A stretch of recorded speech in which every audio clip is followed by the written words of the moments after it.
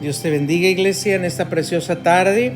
Gracias damos a Dios porque una vez más nos permite poder llegar a cada uno de ustedes a través de este medio, a través de esta transmisión.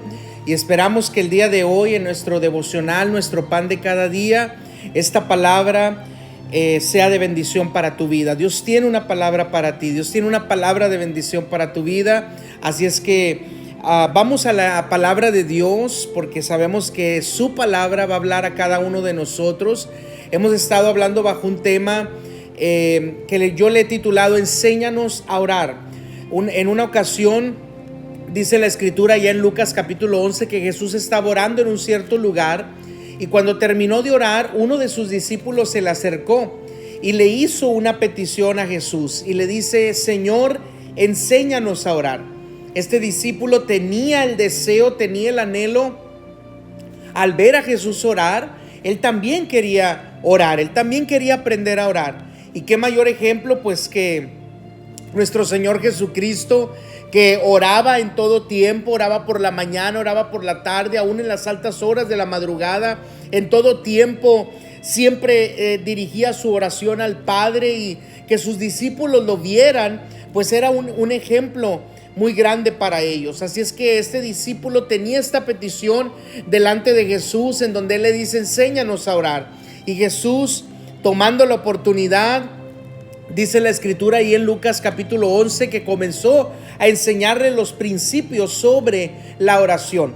Le enseñó, por ejemplo, la oración modelo del Padre Nuestro. Le dice: el que pide va a recibir, el que busca va a hallar, el que llama, que en este caso sería como llamar a la puerta, dice, se le va a abrir.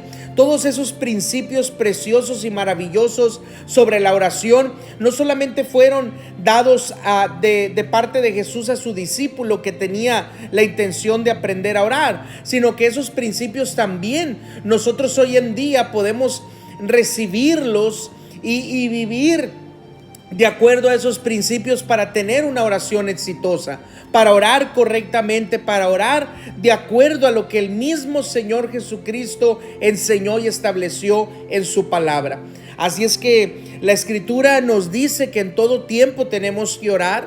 Por ejemplo, allá en Lucas capítulo 18 versículo 1 dice la escritura que Jesús le refirió una parábola sobre la necesidad de orar siempre y no desmayar. Qué importante es que oremos siempre y que no desmayemos en nuestra oración.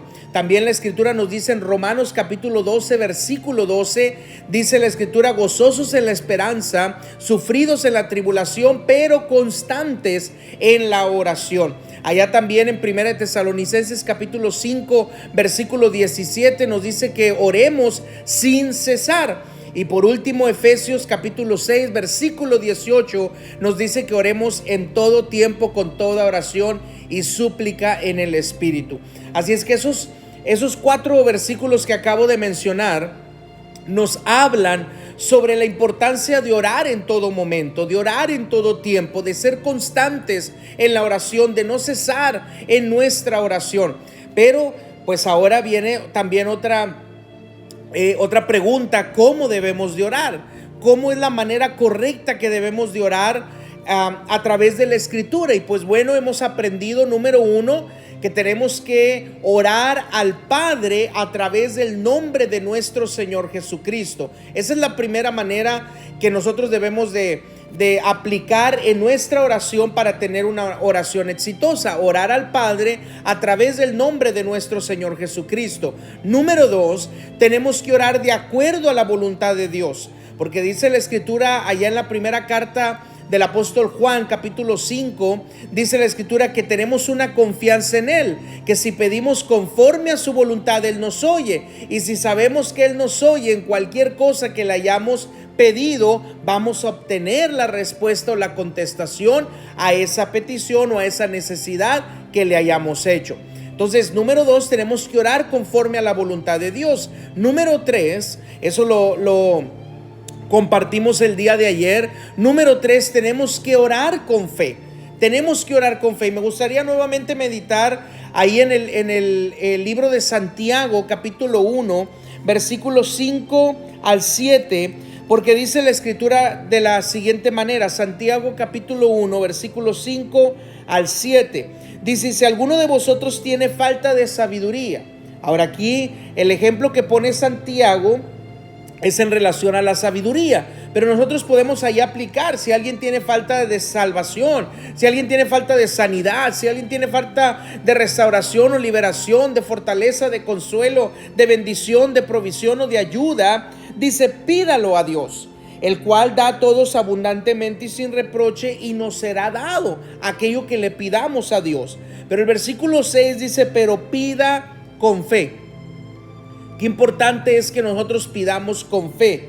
Dice: no dudando nada, porque el que duda es semejante a la onda del mar, que es arrastrada por el viento y echada de una parte a otra. No piense pues quien tal haga que recibirá cosa alguna del Señor.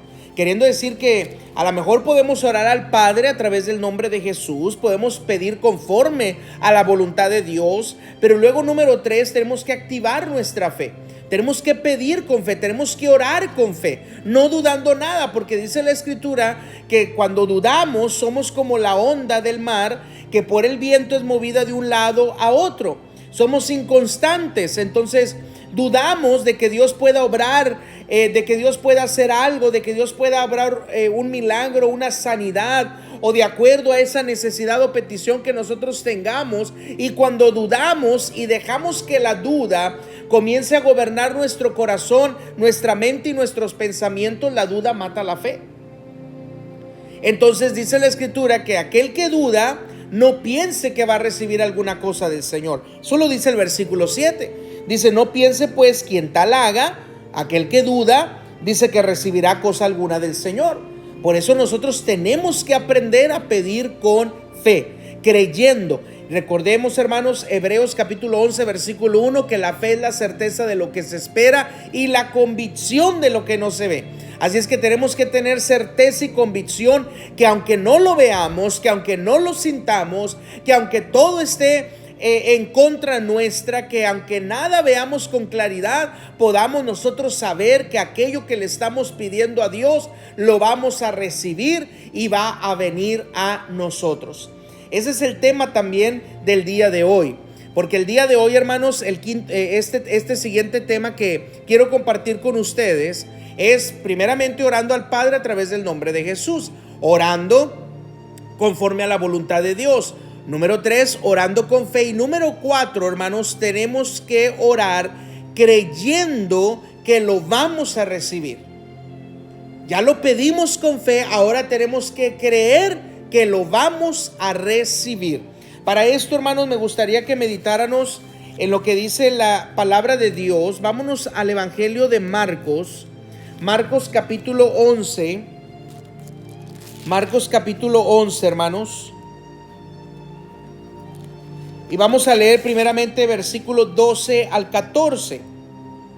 Marcos capítulo 11, versículos 12 al 14. Así es que el día de hoy vamos a hablar de que aquello que estemos orando al Padre a través del nombre de Jesús, aquello que estemos orando al Padre de acuerdo a su voluntad, y aquello que hayamos orado con fe, ahora tenemos que creer que lo vamos a recibir, porque eso es lo que la palabra del Señor nos dice. Pero vamos a leer este acontecimiento, hermanos. Marcos capítulo 11, versículos 12, 13 y 14 primeramente. Dice: al día siguiente, cuando salieron de Betania, tuvo hambre, y viendo de lejos una higuera que tenía hojas, fue a ver si tal vez hallaba en ella algo. Pero cuando llegó a ella, nada halló sino hojas, pues no era tiempo de higos. Entonces Jesús dijo a la higuera: nunca jamás coma nadie fruto de ti. Y lo oyeron, dice, sus discípulos. Aquí, hermanos, encontramos una escena en donde nos dice la escritura que Jesús, pues primeramente entró a Jerusalén, fue la entrada triunfal de Jesús a Jerusalén. Ya por la noche, hermanos, dice la escritura que con los 12 se fue a Betania, y luego, hermanos, al día siguiente nuevamente va a Jerusalén, de Betania a Jerusalén. Y dice la escritura que mientras Jesús iba caminando de la ciudad de Betania a Jerusalén, en donde va a Jerusalén a purificar el templo, que es el siguiente acontecimiento, dice la escritura que Jesús tuvo hambre. Y de lejos, hermanos, Jesús divisó una higuera. Una higuera, hermanos, que tenía hojas, pero que cuando Jesús se acercó a ver si había algo en ella, dice que no tenía frutos. Ahora, el escritor Marcos nos hace ver, hermanos, que no era el tiempo de higos. No era el tiempo de higos. La higuera a lo mejor estaba así con hojas, pero no era el tiempo de que floreara y diera higos, ¿verdad? Porque los higos sabemos que pues vienen de la flor. La higuera florea y luego de esa misma flor se convierte el higo, o sale el higo, el fruto del higo. Pero en esta ocasión, hermanos, solamente la higuera tenía hojas, pues no era el tiempo de higos. Aún así Jesús se acercó a la higuera a ver si la higuera tenía algo, y cuando vio que la higuera no tenía higos, dice la escritura que la maldijo. Lanzó una maldición sobre ella y le dice: nunca jamás coma nadie fruto de ti. Ahora, ¿por qué Jesús hizo esto, hermanos? Ahora, Jesús, hermanos, habitaba en esta región. Aquí Jesús tenía alrededor de 33 años, hermanos. Tenía 33 años de edad. Probablemente no era la primera vez que comía de una higuera. Jesús probablemente durante sus años atrás había comido de las higueras. Probablemente sabía cuándo era el tiempo de los higos. Pero ¿por qué en esta ocasión se acerca a esta higuera y ve solamente las hojas? Y al ver que no tenía higos, ¿por qué la maldice? Si el escritor nos hace y nos dice, hermanos, que no era el tiempo de higos. Podríamos decir, ¿por qué Jesús hizo esto? ¿Por qué Jesús maldijo esta higuera de que no comiera nadie fruto de ella? Maldecirla de esta manera si no era el tiempo de higos. ¿Qué culpa tenía la higuera de ser maldecida? ¿Qué culpa tenía la higuera de recibir esa maldición de Jesús, o que Jesús declarara esas palabras sobre la higuera, si no era el tiempo de higos? No era el tiempo de que esa higuera diera higos. Pero ¿qué estaba Jesús tratando de enseñar aquí? ¿Cuál era la enseñanza que Jesús quería dar? No para él, hermanos, en verdad para sus discípulos. ¿Qué era lo que Jesús quería enseñarles con este acontecimiento? Yo creo, hermanos, que Jesús, no solamente como humano, sino también en su divinidad, él sabía que no era el tiempo de higos. Y aún así él se atrevió a maldecir a la higuera. Pero ¿qué quería enseñarles con esto? Bueno, una de las cosas, hermanos, era de que esta maldición de la higuera era un acto, una declaración profética de lo que iba a pasar más adelante con la nación de Israel. La higuera aquí representa a la nación de Israel, en donde la nación de Israel se iba a secar, hermanos, como esa higuera. Y luego pues todos sabemos, ¿verdad?, que más adelante, por ejemplo, en donde se habla de la venida del Señor Jesucristo, nos dice, hermanos, que una de las últimas señales antes de la venida de Cristo es de que íbamos nosotros a ver la higuera florecer. Y cuando la higuera tuviera su rama tierna y floreciera, entonces la venida del Señor estaba cerca. Y todos sabemos, hermanos, que la higuera representa a través de la Biblia a Israel, queriendo decir que Jesús estaba diciendo: te vas a secar por un tiempo, Israel va a secarse. Y claro que sí, esto ocurrió alrededor del año 33 después de Cristo, y en el año 70 Israel se secó como esa higuera. Por 2 siglos, por 2 milenios, hermanos, no dio fruto, tal y como esa higuera no iba a dar fruto, que era la maldición que Jesús le estaba dando a la higuera. Pero luego en los últimos tiempos la higuera iba a reverdecer, y eso iba a indicar que la venida de Cristo estaba cerca. Y todos sabemos, hermanos, porque no voy a entrar en detalle en esto, en esta enseñanza, pero todos sabemos que pues de 1948 Israel nuevamente floreció como esa higuera. Entonces sí fue maldecida, sí, Israel se secó en el año 70, fue destruido Jerusalén, fue desolada la ciudad de de Jerusalén y todo Israel fueron esparcidos por todas las naciones de la tierra por alrededor de dos milenios, hermanos, por alrededor de 2000 años. Nadie pisó esa tierra, nadie proclamó esa tierra, nadie peleó por esa tierra, pero en 1948 esa tierra fue declarada ante las Naciones Unidas por lo que fue el primer ministro David Ben Gurión. Fue cuando él declaró, hermanos, nuevamente a esa tierra como un estado independiente, la nación de Israel. Entonces ahí vemos que la higuera floreció, la higuera reverdeció, y esa es una señal de la pronta venida de Cristo. Así es que este acontecimiento de la higuera, de la maldición de la higuera, era pues también para hablarles sobre algo profético en relación a su segunda venida, a la segunda venida de Cristo. Pero el segundo mensaje que este acontecimiento nos puede enseñar es de lo que estamos hablando. Es en relación a la oración. Porque fíjese, hermanos, Jesús sigue su camino a Jerusalén, llega a Jerusalén, entra en el templo hace la purificación del templo, ¿verdad? Y de todo lo que había ahí de corrupción, de pecado, de maldad. Y luego, hermanos, dice que al llegar la noche Jesús salió de la ciudad de Jerusalén. Dice, y al día siguiente, pasando por la mañana, versículo 20, y pasando por la mañana, dice, vieron que la higuera se había secado desde las raíces. Solamente pasó un día, hermanos. Una mañana atrás Jesús la había maldecido. A la siguiente mañana, en 24 horas, hermanos, la higuera desde las raíces completamente se había secado. Dice, entonces Pedro, acercándose, le dijo, Maestro, mira, la higuera que maldijiste se ha secado. Y respondiendo Jesús les dijo, tened fe en Dios. Esta segunda enseñanza que Jesús quería dar, hermanos, con la maldición de esta higuera y declarar sobre esta higuera que nunca más nadie de ella iba a comer fruto y que se secara desde las raíces, hermanos, era para enseñarles a sus discípulos sobre la importancia de tener fe en Dios. Él les dice, tened fe en Dios, tengan fe en Dios. Dice, porque de cierto os digo que cualquiera que dijere a este monte, quítate y échate en el mar, y no dudar en su corazón, sino que creyere que será hecho lo que dice, lo que diga, dice, le será hecho. Qué importante, hermanos, es que cuando nosotros oremos al Padre para que algo suceda, para que algo acontezca, sí, tenemos que orar al Padre a través del nombre de Jesús.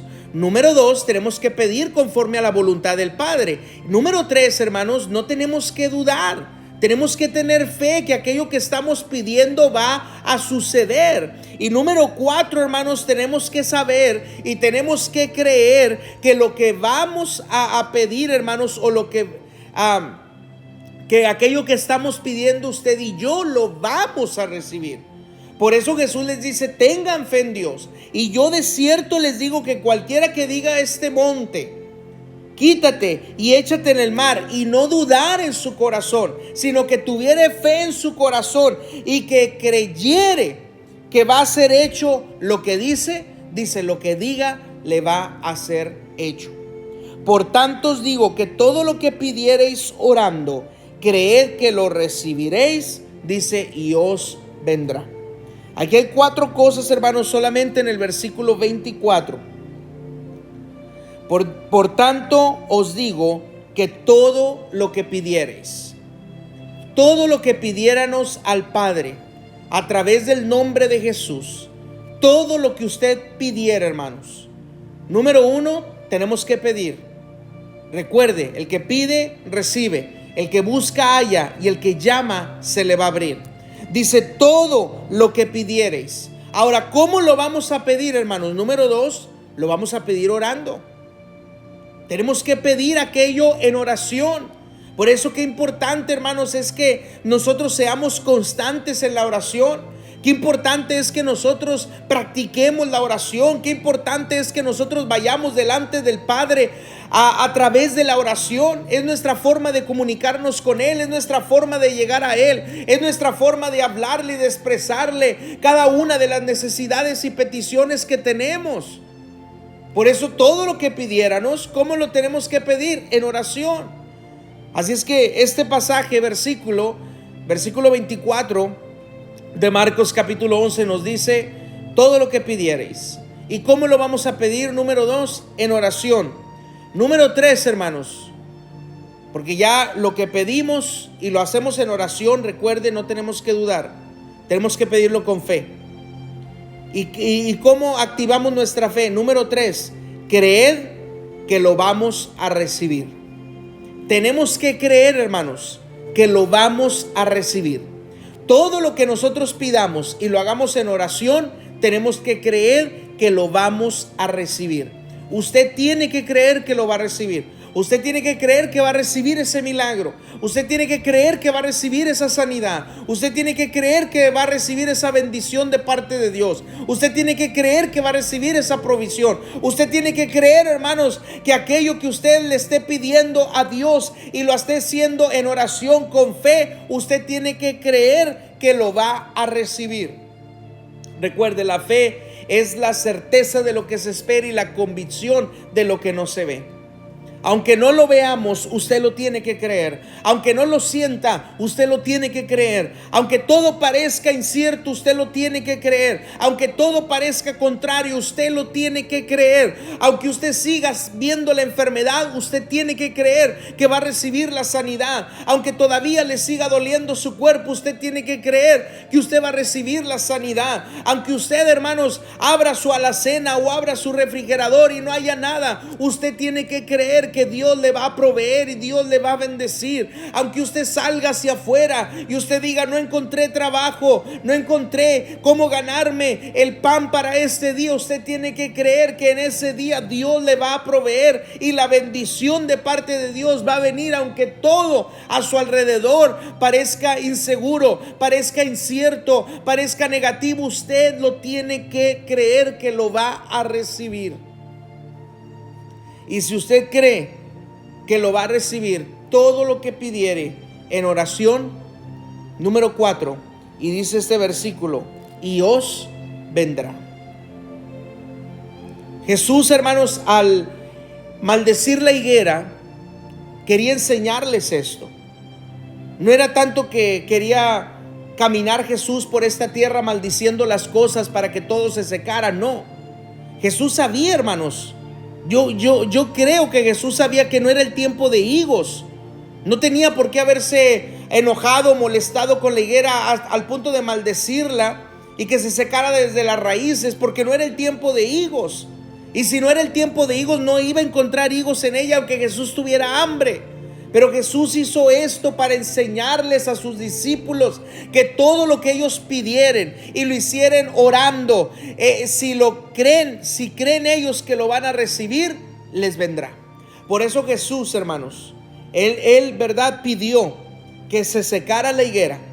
Él oró al Padre para que se secara la higuera. Él creyó que la higuera se iba a secar y la higuera vino aquello que él creyó, la higuera se secó. Sus discípulos al otro día pasaron por ese lugar y Pedro le dice: mira, maestro, la higuera que maldijiste se ha secado desde las raíces. Y Jesús les dice: tengan fe en Dios. Si ustedes le dicen a este monte: quítate y échate en el mar, dice, y no dudan en su corazón, sino que creen que aquello que están pidiendo y lo están pidiendo en oración, lo van a recibir, dice, les va a venir. Ese monte va a ser echado en el mar. Ese monte va a ser echado hacia aquel lado. Y les va a venir aquello que ustedes están pidiendo en oración, porque lo están creyendo que lo van a recibir. De esa misma manera, hermanos, es la oración. Nosotros, hermanos, número 4, pues primero tenemos que orar al Padre a través del nombre de Jesús.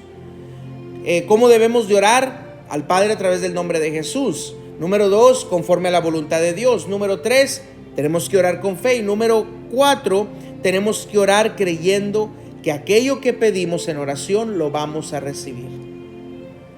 Y si lo creemos que lo vamos a recibir, dice la Escritura que vendrá. Así es que fiel es aquel que lo prometió, hermanos. El Señor Jesucristo lo pudo aplicar y se lo pudo enseñar claramente a sus discípulos con la maldición de esta higuera. De esa misma manera, hermanos, nosotros podemos aplicar la palabra de Dios y pedir conforme a su voluntad. Claro, esta fue una enseñanza, hermanos, que Jesús dio. No por eso nosotros vamos a ir maldiciendo, ¿verdad?, a nuestro alrededor, a diestra y a siniestra. No por eso vamos a ir maldiciendo por aquí y por allá. No. Esto fue un caso específico, fue una enseñanza específica, y también, hermanos, la profundidad profética de lo que iba a pasar con Israel. Pero déjeme decirle, la enseñanza principal de este pasaje es que lo que nosotros, todo lo que pidiéramos orando, si creemos que lo vamos a recibir, dice la Escritura que nos va a venir. Así es que, hermanos, confiemos en el Señor, creámosle al Señor, que aquello que pedimos y lo hagamos en oración, nos va a venir, lo vamos a recibir y va a venir a nosotros. Así es que, hermanos, pidamos con fe, no dudando nada. Amén. Porque el que duda, dice, no espere recibir nada del Señor. Pero si confiamos y creemos y tenemos fe y creemos que lo vamos a recibir, aquello que hayamos pedido en oración nos vendrá. Amén. Así es que, hermanos, sigamos aplicando estos consejos prácticos, hermanos, sencillos de la palabra del Señor para tener una vida de oración exitosa. Para que de esa manera oremos conforme a la voluntad de Dios, conforme a la enseñanza de Jesús. Recordemos, todo lo que hemos visto es enseñanza de Jesús, hermanos. Así es que qué mayor ejemplo que recibamos la enseñanza sobre la oración de Jesús.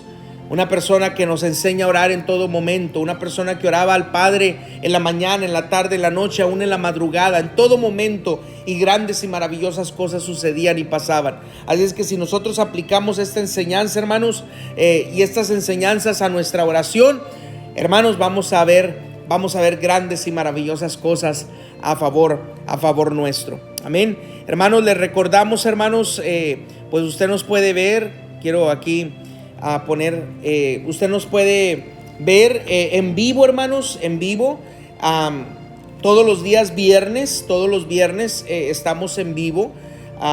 En caso de que algún viernes usted diga, hoy el pastor no se conectó, hoy no hay devocional, es porque a lo mejor, hermanos, tuvimos otra actividad en la iglesia y se nos hizo imposible poder transmitir en ese día. Y durante la semana de ayuno y de oración, como en esta semana, pues también estamos transmitiendo cada día en vivo a través de nuestra página oficial de Facebook, Centro de Alabanza Nueva Vida. Pero también, hermanos, le recordamos, si usted por alguna razón ya no llega a encontrar estos videos, porque 30 días después de que un video sale en vivo, Facebook automáticamente los borra. Pero recuerde, estamos también en nuestro canal de YouTube, Centro de Alabanza Nueva Vida, y están todos los devocionales, hermanos, cada uno de ellos, las prédicas de los domingos, los cantos de los domingos, las demás enseñanzas. Ahí está todo, hermanos, que usted puede ahí verlo. Y yo sé que cada palabra, pues siempre oro a Dios que cada palabra sea de bendición para su vida.